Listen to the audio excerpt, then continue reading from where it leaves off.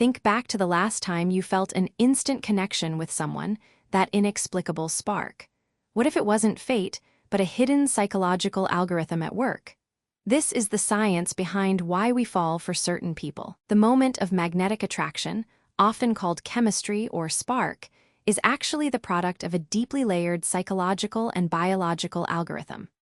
Honed by evolution, shaped by culture, and personalized by your own history, this algorithm is so subtle that we rarely notice its influence.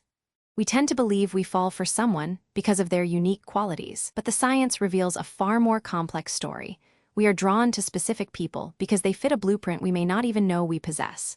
For decades, psychologists have tried to decode this puzzle. What makes one person irresistible to another? Is it proximity, similarity, or something more primal?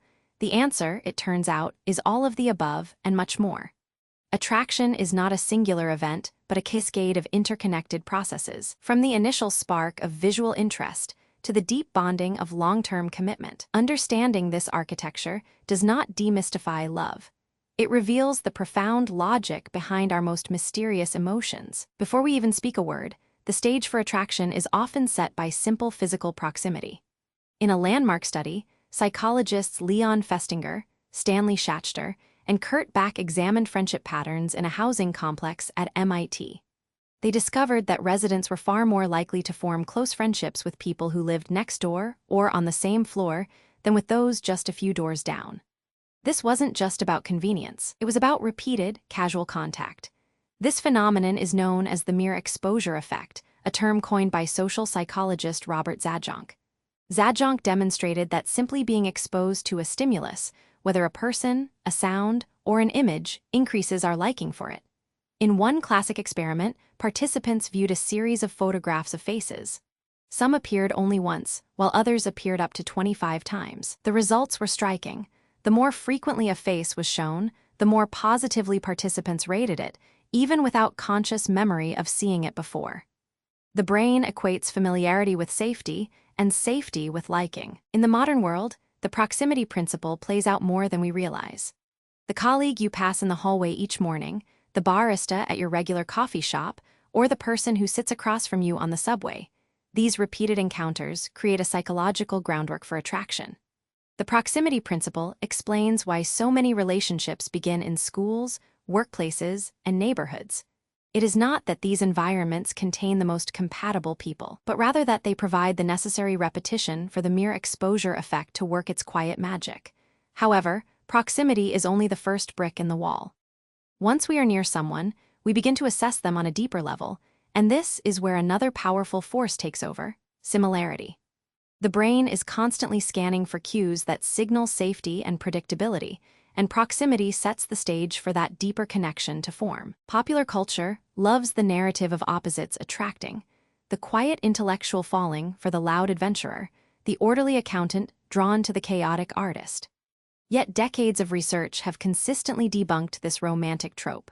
The evidence overwhelmingly supports the similarity attraction hypothesis, which posits that we are drawn to people who share our attitudes, values, beliefs, and even personality traits. One of the most comprehensive studies on this topic was conducted by Don Byun and colleagues in the 1960s and 1970s. In a series of controlled experiments, Byun found that the more similar a stranger's attitudes were to a participant's own, the more the participant liked that stranger. This held true across a wide range of topics, from political views to favorite foods. The effect was so robust that Byun developed a mathematical formula to predict attraction based on the proportion of shared attitudes. Why does similarity matter so much? It provides social validation and reduces uncertainty. When someone agrees with us, it confirms that our own worldview is correct and rational. This is deeply reassuring. Second, similarity reduces uncertainty. We can predict how someone will behave and think, which lowers the risk of conflict. Third, shared interests provide a ready-made foundation for shared activities and conversations, making interaction effortless and enjoyable. This is why we often feel an immediate rapport with people who have similar backgrounds or hobbies. The brain interprets similarity as a signal of safety and compatibility. It's not that we're narcissistic, it's that we're wired to seek out those who reflect our own values and beliefs. This creates a sense of mutual understanding and trust, which are essential building blocks for any lasting relationship. The more we discover we have in common with someone, the more we feel drawn to them, creating a positive feedback loop that strengthens the bond. Similarity extends beyond attitudes to physical attractiveness. The matching hypothesis, first proposed by Elaine Hatfield and colleagues in 1966, suggests that people tend to pair up with others who are roughly equal in physical attractiveness. This is not because we are shallow, but because we are pragmatic. In a classic field study, researchers observed couples in public settings and had independent judges rate their physical attractiveness. The results showed a strong correlation.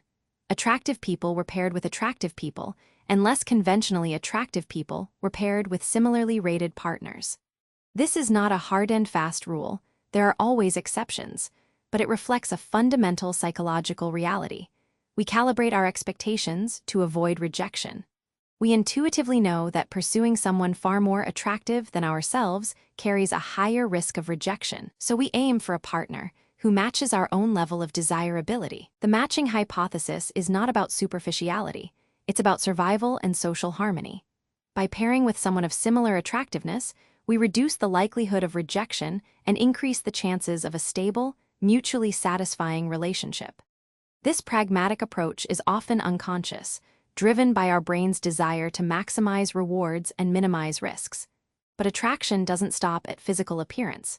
It encompasses a whole range of factors, including personality, intelligence, and social status. The most successful relationships are those where partners are similar on multiple dimensions, creating a balanced and harmonious dynamic. This is why we often see couples who not only look alike, but also share similar values, interests, and life goals. The science of attraction reveals that love is not random. It follows a predictable pattern shaped by evolution and psychology. If you found this exploration of attraction valuable, consider how these invisible forces shape your own connections. The science of love is as fascinating as it is beautiful.